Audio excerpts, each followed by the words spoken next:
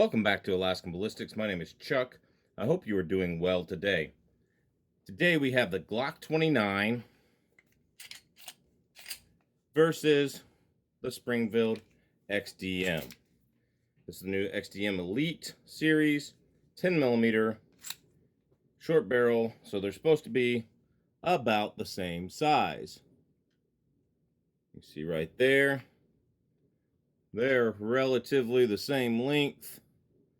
Maybe the Springfield's a little shorter. You can see right there. So this is a brand new offering from Springfield. Chook couldn't wait to get one, and he says he loves it. Absolutely loves it. He's been carrying it lately, which is funny because I had decided in his red dot for him while I was out here. So go troll Chook on carrying a gun without a sighted in red dot. Here we go, Springfield XDM. Got 5 rounds of MagTech 10mm in here. This is the small XDM. Here we go. I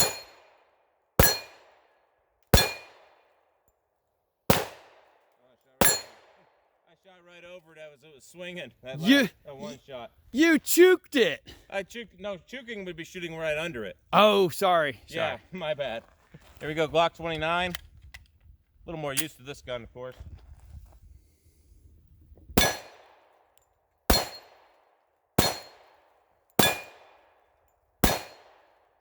There we go. I didn't shoot too fast like I did the other one.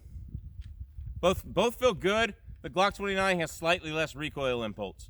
Slightly less. I'm talking like 2 to 5%. You can't really tell that big of a difference. But it shoots well.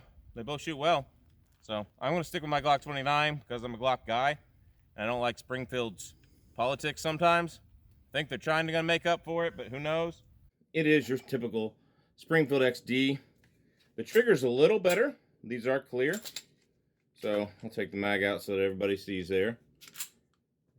Trigger's a little better than normal. There's your take up. Pretty fine wall there.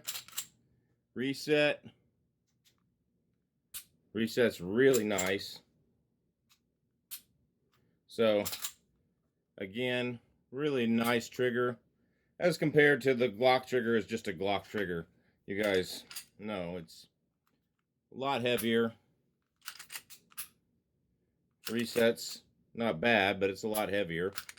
The reset is more forceful. It does push back more. That's one thing I like about Glock triggers. Glock comes with 10-round magazines. I don't normally run it 10+1 just because it puts a lot of mag tension on that spring. I just run 9+1 really. And you have to buy the Pierce extensions if you want anything for your pinky. Unlike the Glock 30 that has them built in because of the amount of rounds they wanted to stack in there for 45. The 29, you have to buy the extensions, which is not cool, Glock. And then this comes with a 10-rounder and an 11-rounder. The 11-rounder is not marked 11 rounds. It just has a bigger +1 base plate. And it seems to work just fine. This is always shot out of it. The 10-rounder is way too small to get a pinky on. And really, this is too. This is uncomfortable right here. It comes with a beveled mag well you can put on there as well. I took that off. It has ambidextrous slide release, ambidextrous magazine release, and I really don't like that. The biggest criticism I have of this gun is the ambidextrous slide release. If you're in a holster and you go to draw, you can actually push this side. You want one that's reversible, not ambidextrous. That's the way I see it. This already accepts mounting for an optic. That's something that Glock has not even come close to coming with the 29 yet. I don't even think that's in the plans. So the optic is really nice. I've never shot that much with an optic. I think I've shot 3 or 4 guns with an optic on it, and some I liked, some I didn't like. This one I kind of didn't like, but I performed really well with it. So let's take a look at the accuracy between these two guns. Chuck's accuracy between these two guns. Just me shooting them. I've owned the Glock 29 and shot it for a long time. I did put a lot of rounds through the XDM today to get used to it. And let's see how I did. Well, unfortunately, my microphone did not work during this period. It didn't record the gunshots. It didn't record anything.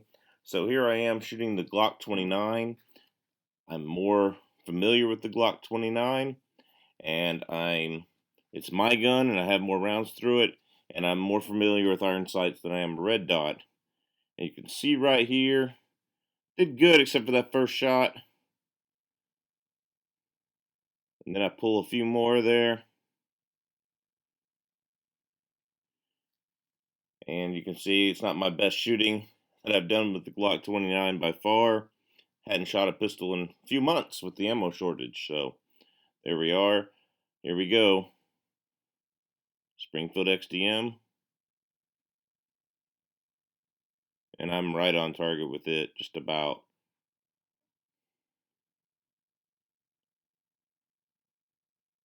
And I usually shoot Springfields worse than Glocks. But this time I actually did better. So it was kind of surprising. All right, coming back with the specs. I'll flash those up on the screen. But you can definitely tell where the XDM beats the Glock 29 is in its features. The ambidextrous slide release. Hopefully the Gen 4 or 5, excuse me, the Gen 5 29s will have that. But slide release, one thing I love about the XD series versus the Glock is you can do that right there. And this gun will come apart. You don't actually have to pull the trigger. And versus the Glock, you get a metal guide rod and spring. You also get a barrel that is hard to get out, but yeah, you also get a barrel that is traditionally lands and grooves. That allows you to shoot hard cast more safely. I know a lot of people that shoot hard cast out of their Glocks have no issues, but then some people do have issues. It just depends on how soft that batch of hard cast really is. So that being said, get a lot more features, a lot more grip. If you want to do press checks on the top up here, you got the serrations on the slide. Not a big fan of the grip. I wish they give a more stippled grip look. Just don't put grip zone on it like you did the regular XDs. And just a little bit of stippling there would be nice. But overall, it shoots really well. Biggest thing between these was recoil. Obviously, short 10 millimeters are going to have a lot of recoil compared to your 45s or your 9 millimeters. And which one of them has more recoil? So I did some slow motion shot with 200 grain hard cast in both of those from Underwood. And let's see what you think. Tell me which one you think had more recoil. So once again, my microphone did not work here. I'm going to blame my cameraman who didn't have it plugged into the camera very well. But here you can see the Glock 29's recoil. I wish the camera had focused on the gun and not behind it.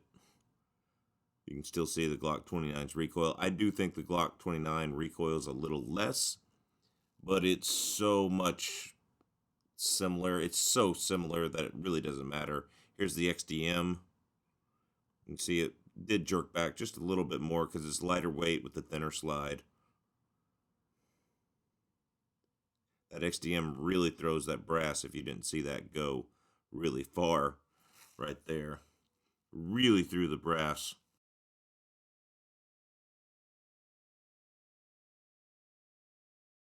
All right, so for me, the felt recoil was a little better in the Glock. By a little bit, I mean 2 to 5%. When we did the Glock Model 40 versus the 5.25 inch XDM, there was a significant amount of recoil, at least 20% more in the XDM. But 2 to 5% more in the XDM didn't really make a difference. I shot this one better. If it weren't for their two-way politics and the crap they did a few years ago, I'd have to say the Springfield probably wins. But Glock, old and reliable. I'm going to keep my Glock. You tell me what you think wins in the comment section below. Which one do you think is better? Springfield, the new short, small XDM Elite 10 millimeter, or the good old reliable trusty Gen 4 Glock 29? Which one do you like better? Put it in the comments. I love my 29. Not getting rid of it for one of these, but this is a lot better than I expected it to be. A lot better than I expected it to be. If they just do the reversible magazine release, I'd probably buy one if they came out and apologized for all that crap they pulled a few years ago. Thanks for watching Alaskan Ballistics. Please like, share, and subscribe if you feel like I've earned it. We're on Patreon, Instagram, Subscribe Star, MeWe. We're on The Jump and a few other apps, Parlor. So make sure you go over there and find us. If you need to communicate with us, that's the best way.